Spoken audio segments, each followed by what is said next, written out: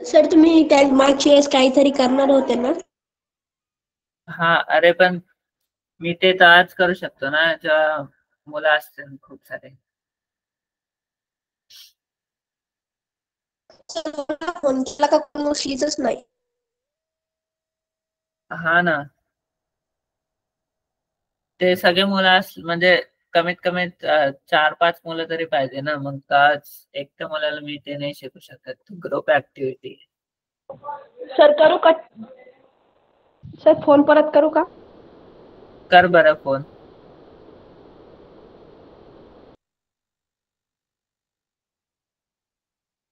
हो सर. हम्म.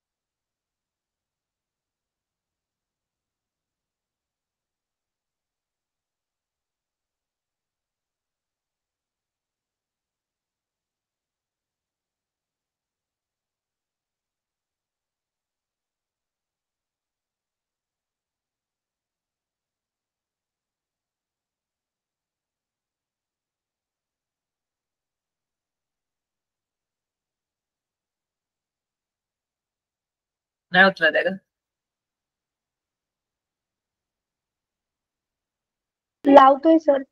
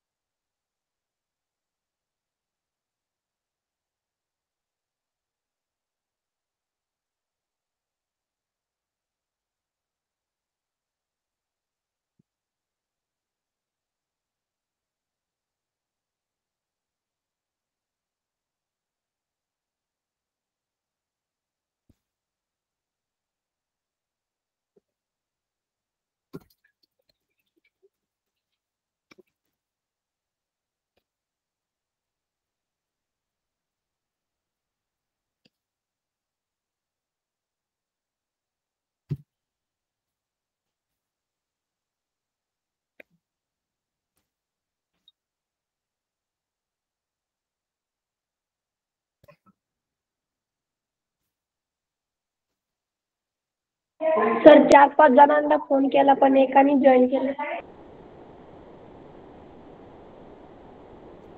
काय नाही. ठीक आहे, आपण आज लवकरच संपू. आपण तिघच जण आहे. काल तुझा सायन्स आणि हिंदीचा पेपर होता ना तेजस? सर कसा गेला? चांगला गेला सर. काय अडचण आली का पेपर? सोप्पा गेला सर, सोप्पा. नाही सर, काही नाही अडचण आली. पूर्ण मार्क भेटतील का सायन्स मध्ये तरी? हो सर, पूर्ण भेटतील.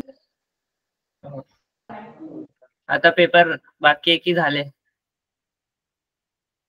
झाले सर. झाले. आज पेपर होता का? हो, इंग्लिश आणि इतिहास. इंग्लिश आणि इतिहास. इतिहास मध्ये काय शिकवतात तुम्हाला? काय सर? इतिहासात काय शिकवतात? भाग 4 शिकवते सर. चॅप्टरचं नाव सांग. Minute sir.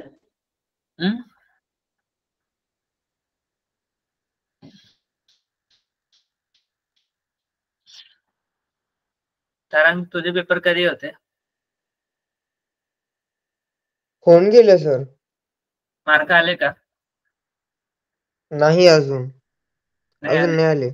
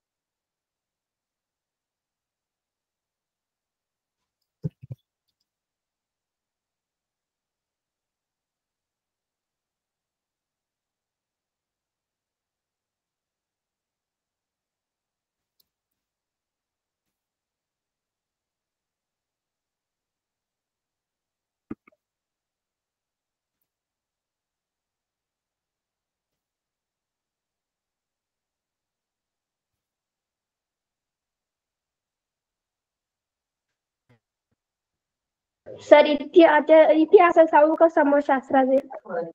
इतिहास सांग. इतिहास. समतेचा लढा, स्वातंत्र्य प्राप्ती, स्वातंत्र्य लढ्याची परिपूर्ती, महाराष्ट्र राज्याची निर्मिती. अच्छा. म्हणजे महाराष्ट्राच्या इतिहासाबद्दल आहे तुम्हाला? हो सर.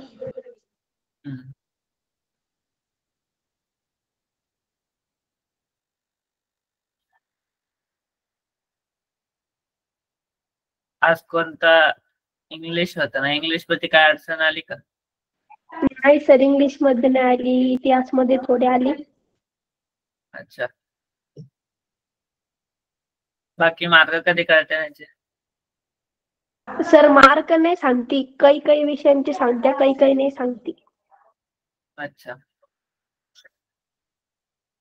सर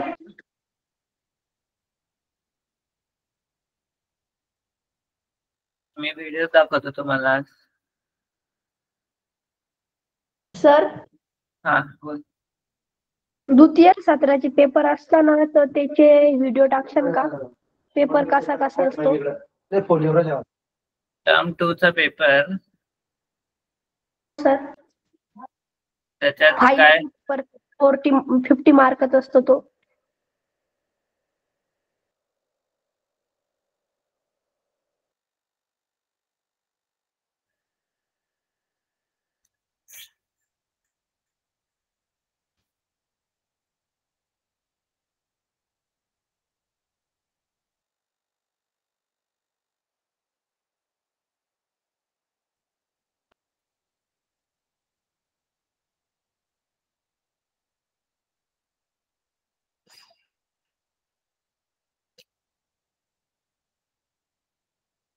सायन्स मध्ये कोणता चॅप्टर चालू आहे तुम्हाला?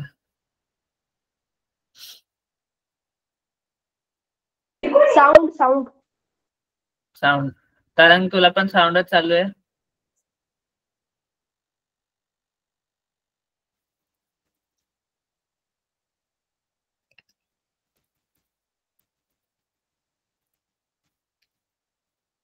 सर, तुम्ही इंजिनिअरिंग करता का? हा हा. का काय झालं? सर, मला पण बनायचं इंजिनियर. तुला पण इंजिनियर बनायचं? वा. हो सर. मग कसं बनणार तुला माहितीये का? सर मी आता लहान आहे अजून काय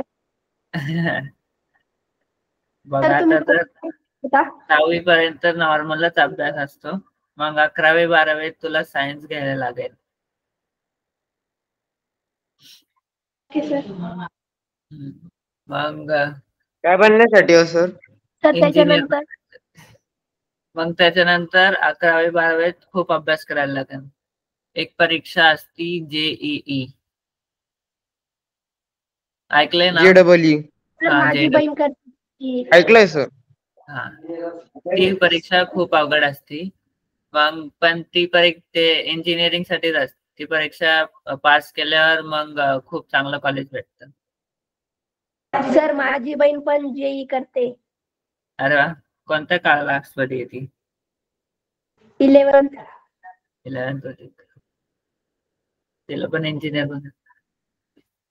कारण तुला हो काय बनायचं?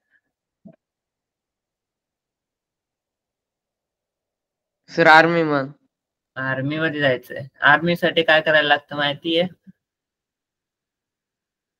हो सर. सांग.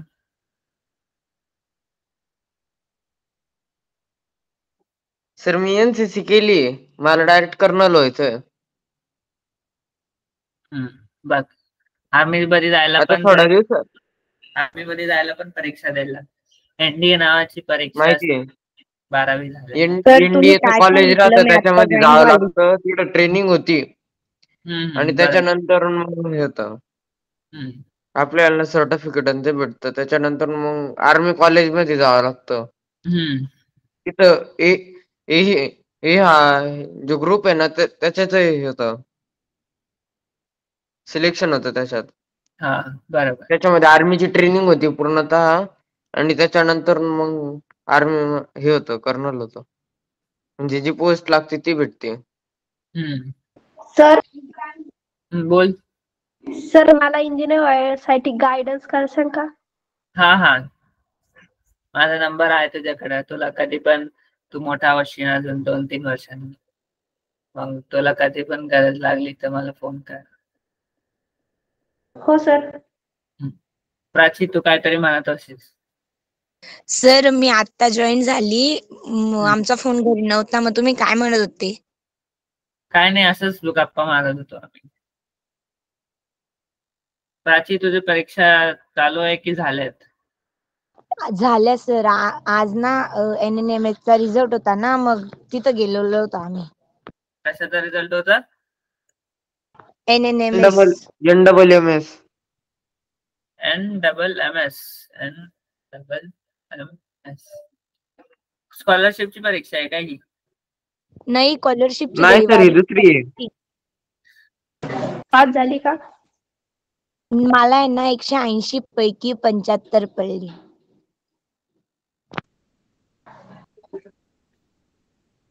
Hello, hello sir. पास झाली का? 180 पैकी 75 पडले सर मला. चांगले आहे.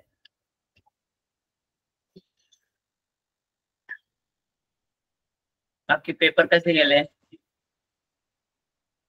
चांगले होते. ठीक आहे. तुला काय बनायचं मोठं होऊन?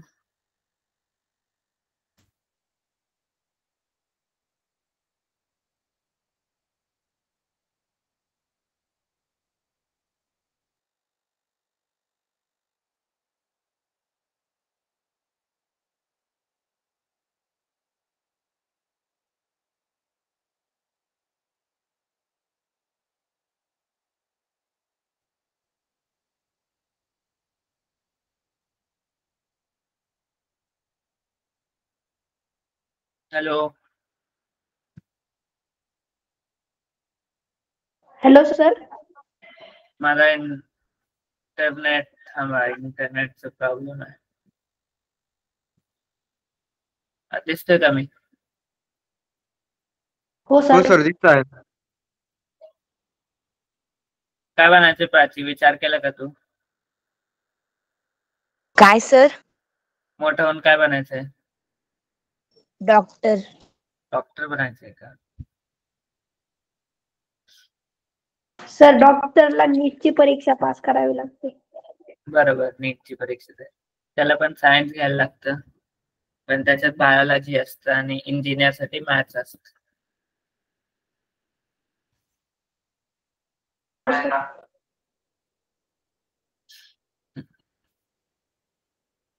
तर हम्म,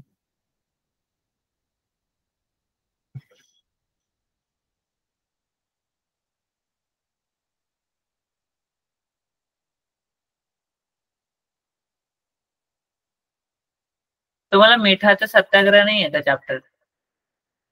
आहे आहे ना मराठी मीडियम मध्ये, म्हणजे तुमच्या पुस्तकामध्ये आहे ना तो चॅप्टर? हो सर.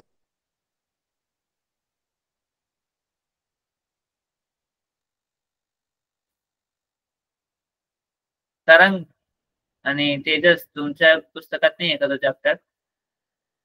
आहे सर. आहे का? आहे आपण त्याच्याबद्दल एक व्हिडिओ बघू. सर भाग 3 मध्ये फर्स्ट धडा. ठीक आहे, आपण त्याच्याबद्दल एक व्हिडिओ बघू.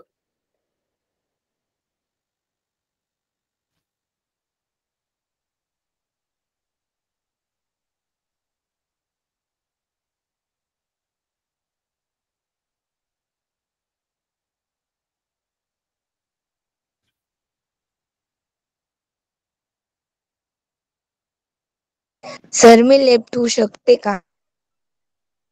का, काय झालं? मोबाईल मध्ये 1% चार्जिंग. ठीक आहे, मी स्क्रीनशॉट काढून घेतो मग लॅपटॉप. हो हो लॅप. ठीक.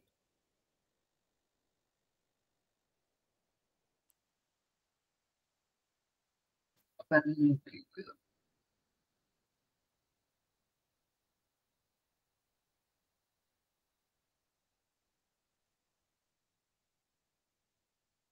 स्क्रीन दिसती का?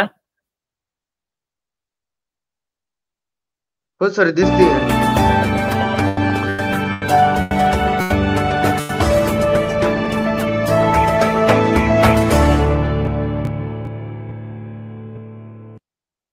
इयत्ता 8वी, विषय इतिहास, धडा 8वा, सविनय कायदेभंग चळवळ. मिठाचा सत्याग्रह. मुलांनो, महात्मा गांधींनी ब्रिटिश सरकारच्या विरोधात असहकार चळवळ उभी केली.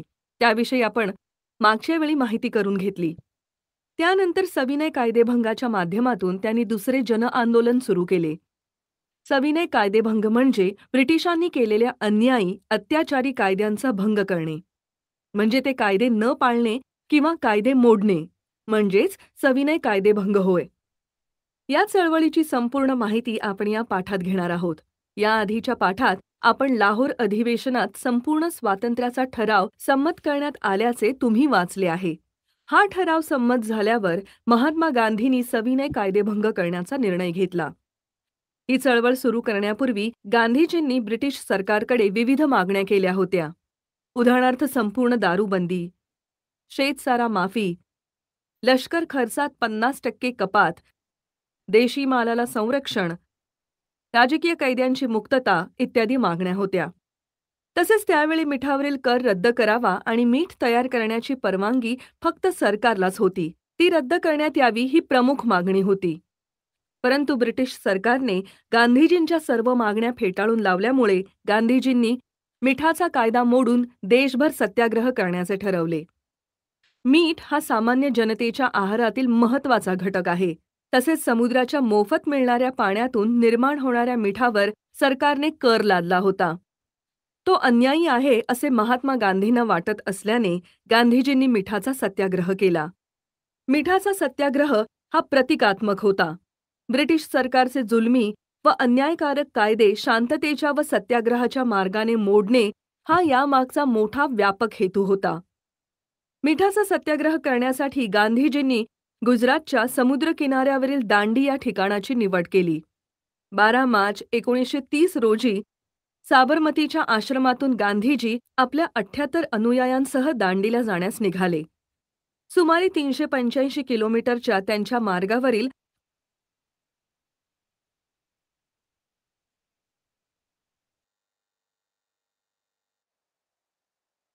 अनेक गावांमधून ते हजर होते. महात्मा गांधींनी जनतेला ब्रिटिश सरकारला न घाबरता कायदेभंग चळवळीत सामील होण्याचे आवाहन केले. त्यांनी जनतेला मिठाचा सत्याग्रह, सरकारी शिक्षण संस्थांवर बहिष्कार, परदेशी माल, दारू, अफू विकणाऱ्या दुकानांवर निदर्शने करणे, परदेशी मालाची होळी करणे, करबंदी यांसारखे आदेश दिले होते. गांधीजींच्या भाषणामुळे कायदेभंगाचा संदेश सर्वत्र पसरत गेला आणि सविनय कायदेभंग चळवळीला अनुकूल वातावरण तयार झाले. गांधीजींच्या या पदयात्रा मार्गातील हजारो लोक या यात्रेत आपणहून सामील झाले. 5 एप्रिल 1930 रोजी गांधीजी दांडी येथे पोहोचले. या दिवशी दांडीच्या समुद्रकिनाऱ्यावरील मीठ उचलून गांधीजींनी मिठाचा कायदा मोडला आणि देशभर प्रचंड आंदोलन सुरू झाले. प्रचंड सभा, मोर्चे व निदर्शने होऊ लागली. परदेशी मालाच्या होळ्या होऊ लागल्या. सविनय कायदेभंग चळवळीचा सर्व देशभर वणवा पेटला. देशाच्या वेगवेगळ्या ठिकाणी चळवळी होऊ लागल्या. त्यांची माहिती आपण पुढे घेणारच आहोत.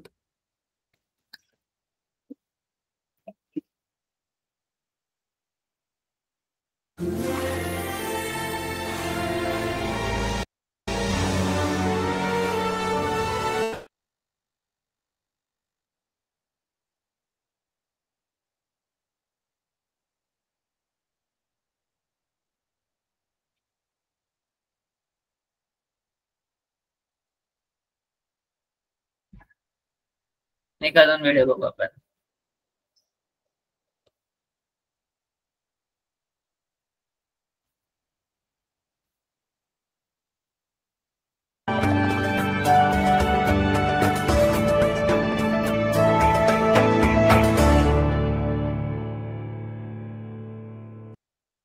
पेशावरचा सत्याग्रह. गांधीजींनी सुरू केलेल्या सविनय कायदेभंग चळवळीचे पडसाद संपूर्ण देशभर उमटू लागले. पेशावर या शहरामध्येही असाच सत्याग्रह सुरू झाला. पेशावर हे शहर आजच्या पाकिस्तानमध्ये आहे. भारताच्या वायव्येस पेशावरमध्ये गांधीजींचे निष्ठावान अनुयायी होते. गांधीजींना व त्यांच्या विचारांना मानणारे असे कट्टर गांधी समर्थक तिथे होते. त्यांचे नाव खान अब्दुल गफार खान असे होते. त्यांना सरहद्द गांधी म्हणून ओळखले जाते. त्यांनी खुदाई खिदमतगार या संघटनेची स्थापना केली. 23 एप्रिल 1930 रोजी त्यांनी पेशावर येथे सत्याग्रह सुरू केला. पेशावर हे शहर सुमारे आठवडाभर सत्याग्रहींच्या ताब्यात होते. सरकारने गढवाल पलटणीला सत्याग्रह करणाऱ्या लोकांवर गोळीबार करण्याचे आदेश दिले. परंतु गढवाल पलटणीचे अधिकारी चंद्रसिंग ठाकूर यांनी सत्याग्रहींवर गोळीबार करण्यास नकार दिला. त्यामुळे ब्रिटिश सरकारच्या लष्करी न्यायालयाने त्यांना जबर शिक्षा दिली. संपूर्ण देशात ठिकठिकाणी आंदोलने झाली, मोर्चे निघू लागले. त्यामुळे ब्रिटिश सरकार अडचणीत आले. हजारो सत्याग्रही व शेकडो नेते तुरुंगात जाऊ लागले. 4 मे 1930 रोजी गांधीजींना अटक करण्यात आली. ब्रिटिश सरकारने ही चळवळ दडपण्याचा प्रयत्न सुरू केला. गांधीजींना अटक केल्यामुळे जनतेच्या असंतोषात आणखीनच भर पडली. गांधीजींच्या अटकेचा निषेध देशभर करण्यात येऊ लागला. सोलापूरचा सत्याग्रह. महाराष्ट्रातील सोलापूर हा जिल्हा चादरींसाठी प्रसिद्ध आहे. सोलापुरात मोठ्या प्रमाणात कापड गिरण्या होत्या. 4 मे 1930 रोजी गांधीजींना अटक केल्याची बातमी सोलापुरात 5 मेच्या रात्री 10 वाजता येऊन थडकली. गांधीजींच्या अटकेच्या निषेधार्थ 6 मे 1930 रोजी सोलापुरात संप करण्यात आला. गिरणी कामगारांनी संप पुकारून छोट्या मोठ्या मिरवणुका काढल्या. त्यात महिलांचाही समावेश होता. सोलापूरमध्ये सर्व वर्गातील लोकांनी एकत्र येऊन मोठा मोर्चा काढला. मोर्चातील लोकांनी रस्त्यातील ताडाची झाडे तोडायला सुरुवात केली, कारण ताडाच्या झाडापासून ताडी ही दारू बनवितात व दारूबंदी हा गांधीजींचा आदेश होता. ताडाची झाडे तोडणाऱ्या काही तरुणांना पोलिसांनी अटक केली. जमावाने त्यांना सोडण्याची मागणी केली, परंतु पोलिसांनी जमावाची मागणी अमान्य केली. त्यामुळे जमावातील लोक आणखीनच खवळले. ही बातमी कळताच मलाप्पा धनशेट्टी यांनी पोलिसांना सत्याग्रहींना सोडण्याची विनंती केली. या सगळ्या घटना घडत असतानाच 21 वर्षांचा शंकर शिवदारे हा तरुण हातात तिरंगा झेंडा घेऊन सत्याग्रहींना सोडण्याच्या मागणीसाठी कलेक्टरच्या दिशेने धावला. त्याच्यामुळे कलेक्टरच्या जीवाला धोका असल्याचे वाटल्याने सार्जंट हॉल यांनी शंकर शिवदारे या तरुणाच्या छातीवर गोळी झाडली. कलेक्टरने जमावावर गोळीबार करण्याचा आदेश दिला. त्यात शिवदारे यांच्यासह अनेक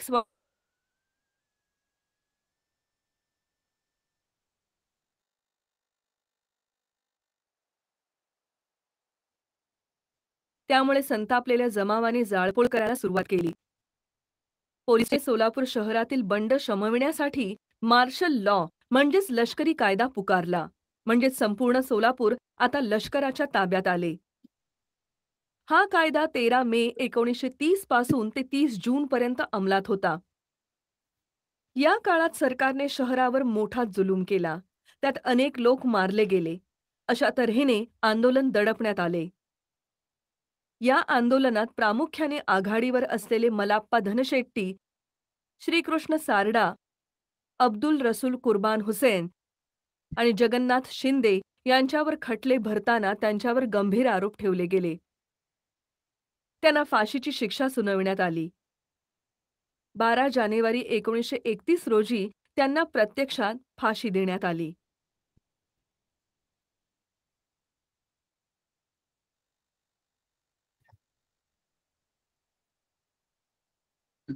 बोल तेजस. सर साऊंड या लावा ना. काय लाव? सर साऊंड दादा ते तर सांगा ना. साऊंड धाडायचं काय सांगू?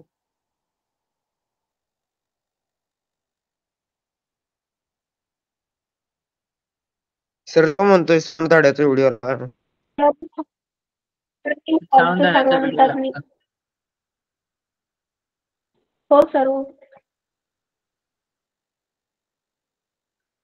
तेजस.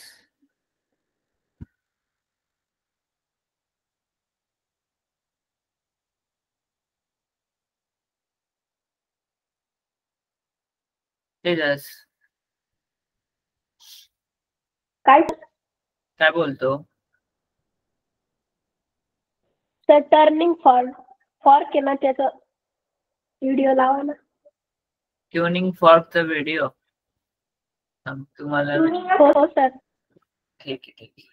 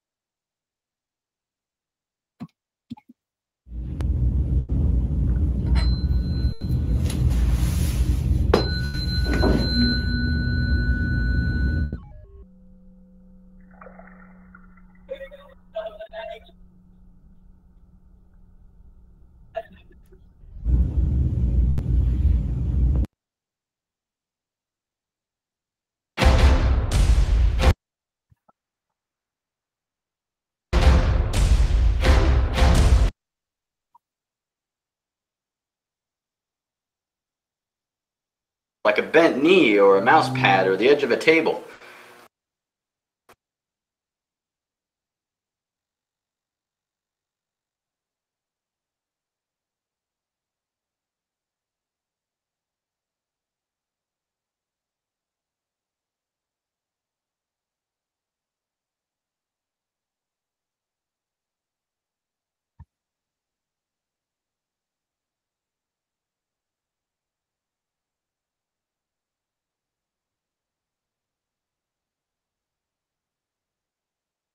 एक अजून दाखवतो थांबा.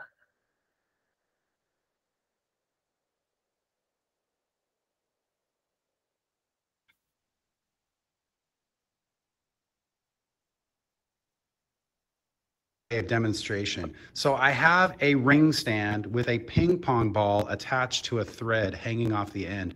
I also have a tuning fork here.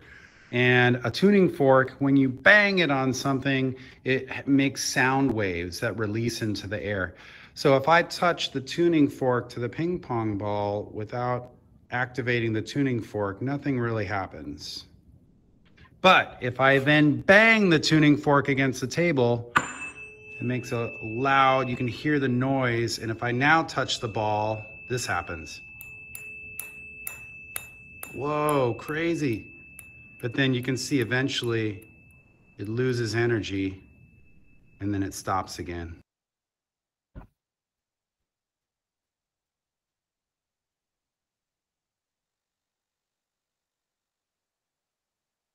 बघितलं? हो सर, हॅलो. बघितलं सर. हो सर.